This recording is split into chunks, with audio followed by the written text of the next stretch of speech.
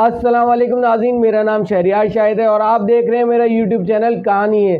नाज़रीन, अपना vlog start करने से पहले मैं आपसे रिक्वेस्ट करूंगा कि अगर आपने मेरा चैनल सब्सक्राइब नहीं किया है तो इसे सब्सक्राइब कीजिएगा, लाइक कीजिएगा, कमेंट कीजिएगा और फ्रेंड्स एंड फैमिली मेम्बर में शेयर भी कीजिएगा।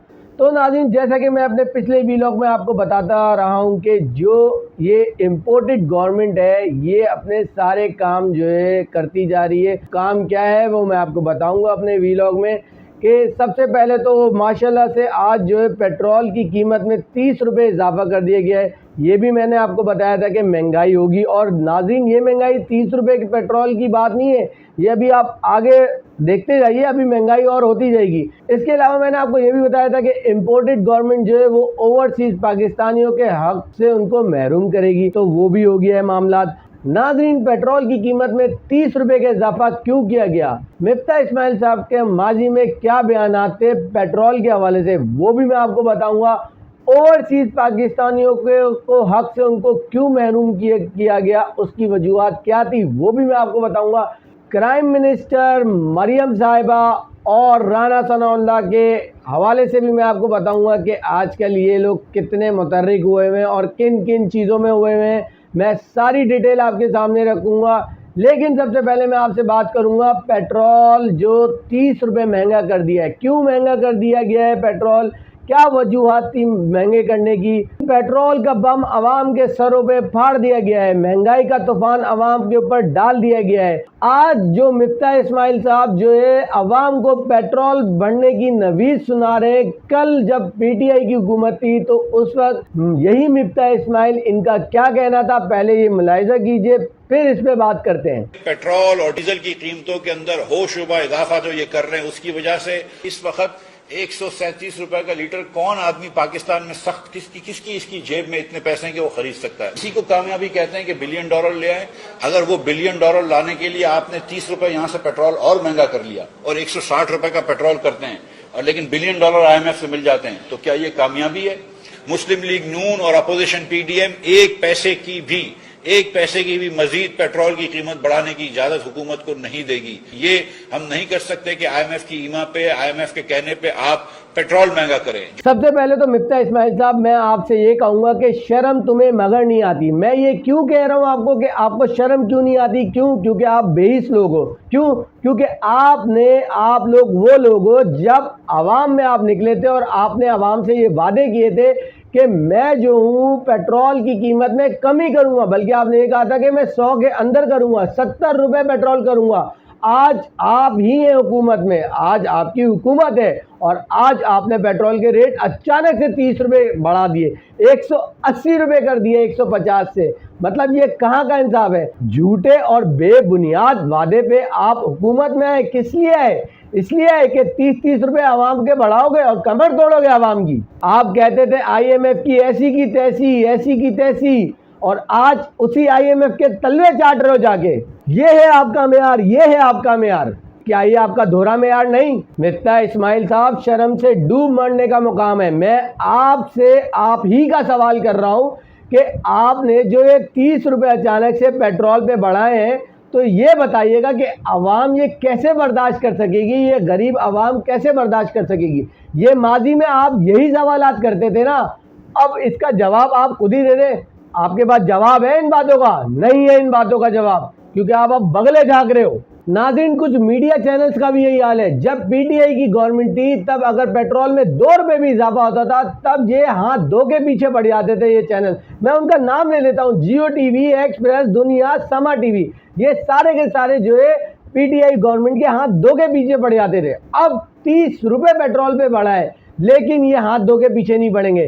क्या ये इनका दोहरा मेयार नहीं है? ये मुनाफिकत है, ये मुनाफिकत है इनकी। खबर सुन के आपको खुद आइडिया हो जाएगा कि कितने बड़े मुनाफिक है। मीडिया चैनल्स भी मुनाफिकत कर रहे हैं इस वक्त। नाज़रीन, इस इम्पोर्टेड गवर्नमेंट ने मईशत का पट्टा बैठा दिया है, आवाम के कानों से धुएं निकल गए हैं और बाकी जो इनकी कसर थी वो ये शेलिंग करके, लाठी डंडे मार के, स्टेट फायर मार के ये निकाल रहे हैं।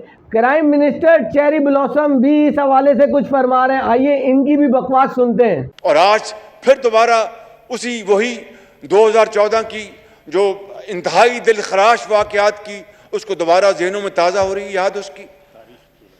जनाब स्पीकर, ये तारीख को अगर दोबारा दोहराने दिया गया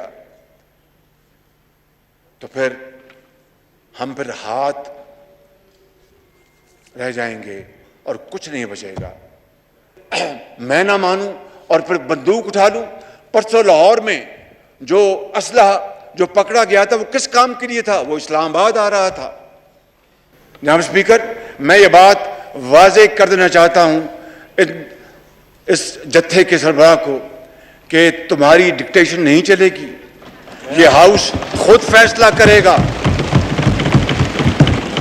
हमें शफाफ इलेक्शन कराने हैं, कब कराने हैं ये ऐवान फैसला करेगा। क्राइम मिनिस्टर साहब 2014 में भी जो दिलखराश वाकया हुआ था, उस वक्त भी आपकी गवर्नमेंट थी, उस वक्त भी राना सनाउल्लाह था, उस वक्त भी गुल्लू भट्टी था, और अभी भी आपकी हुकूमत है, अभी भी वही राना सनाउल्लाह है, अभी भी वही गुल्लू भट्ट की फौज है। तो बात ये कि आप ही हो सहूलतकार, आप ही हो। ये बात आप कैसे ये बातें कर सकते हो कि दिल खराश वाकया?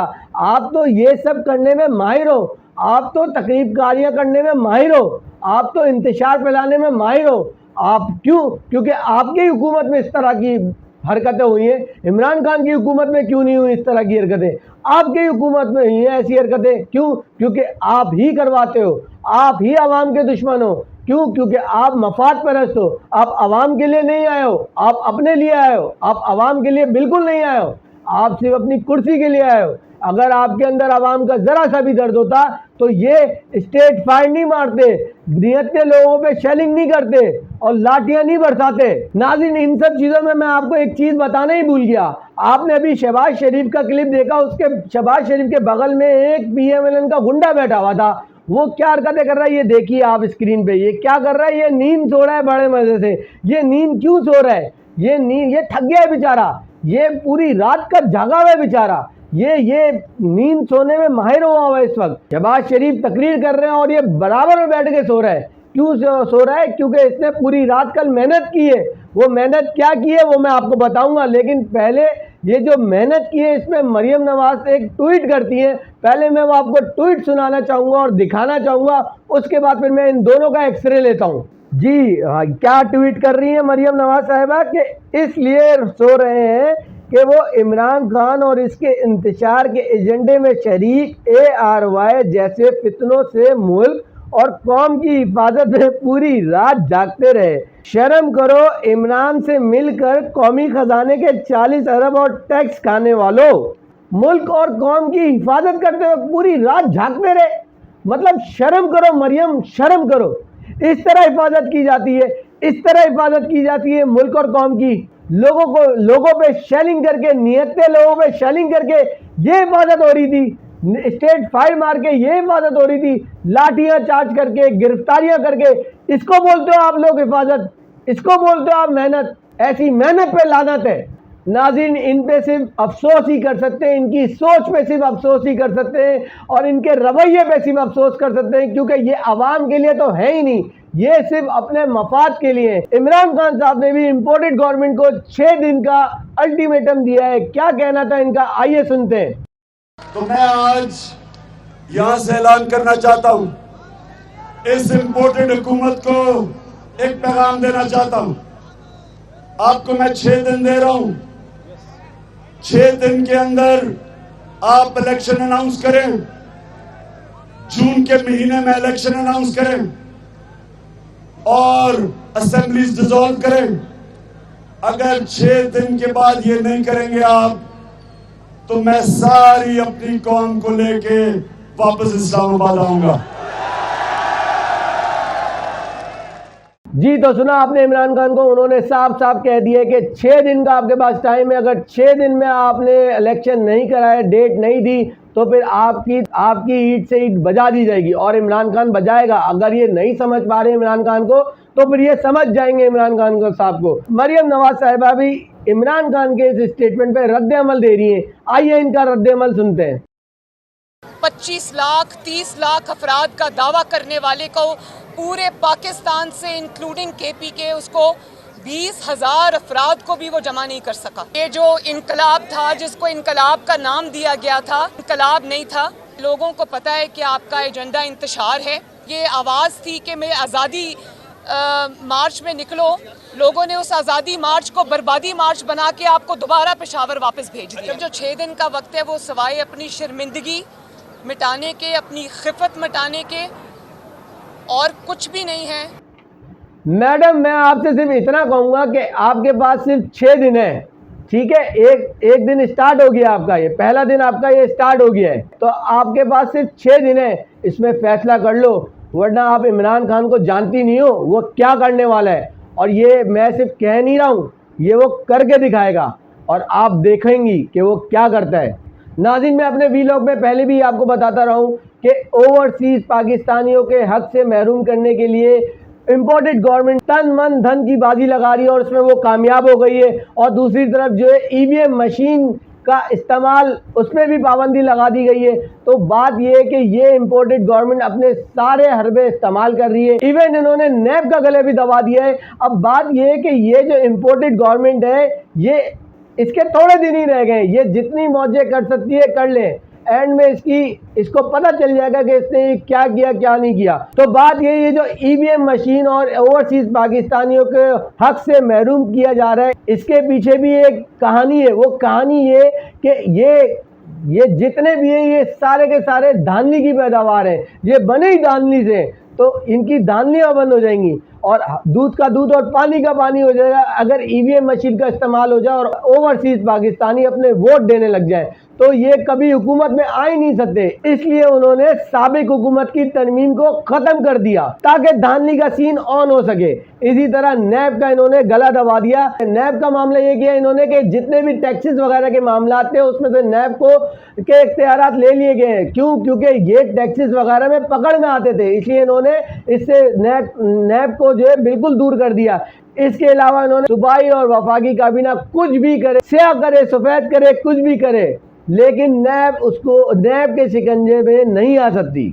और तो और तरक्याती सूबों में भी अगर धांधली हो, जो कि होती है 2 नंबरी होती है, उसमें भी नैब हाथ नहीं डाल सकती। तो ये सब इन्होंने अपने लिए कराया, नैब को बिल्कुल साइड में कर दिया, ओवरसीज पाकिस्तानियों को बिल्कुल साइड में कर दिया, ईवीएम मशीन को बिल्कुल साइड में कर दिया। यही इनका मंसूबा था जो हम आपको अपने पिछले वीलॉग में बताते आ रहे हैं। कहानी है कि इम्पोर्टेड गवर्नमेंट जो है वो उसने नैब से भी जान छुड़ा लिए, उसने ईवीएम मशीन से भी जान छुड़ा लिए, उसने ओवरसीज पाकिस्तानियों से भी जान छुड़ा लिए, लेकिन उसने इमरान खान से जान नहीं छुड़ाई और इमरान खान इनकी जान नहीं छोड़ेगा। ये आप भी देखेंगे और मैं भी देखूंगा। बात ये नाज़रीन देख लीजिएगा, आने वाले वक्तों में इम्पोर्टेड गवर्नमेंट का इख्तिताम हो जाएगा इंशाअल्लाह ताला। मैं आपको अभी से ये बात बताता चलूँ कि मेरे अपने ज़राए ये कह रहे हैं कि जून के फर्स्ट वीक में ही इम्पोर्टेड गवर्नमेंट जो है वो इलेक्शन का कह देगी और ये इलेक्शन पे आएगी, क्योंकि महंगाई का तूफान इतना है और इमरान खान का इतना लोड है। ये जून के फर्स्ट वीक में आपको ये खुद बोलते दिखेंगे कि भाई इलेक्शन करा लो, इलेक्शन करा लो, इलेक्शन की डेट दे दो। नाज़रीन, इसी के साथ मुझे दीजिए इजाज़त। इंशाअल्लाह ताला नए वीलॉग नए टॉपिक में आपको और भी हक़ाइक़ से आगाह करूँगा। तो अब तक के लिए इतना ही। इंशाअल्लाह ताला ज़िंदगी रही तो फिर मुलाकात होगी। अल्लाह निगहबान।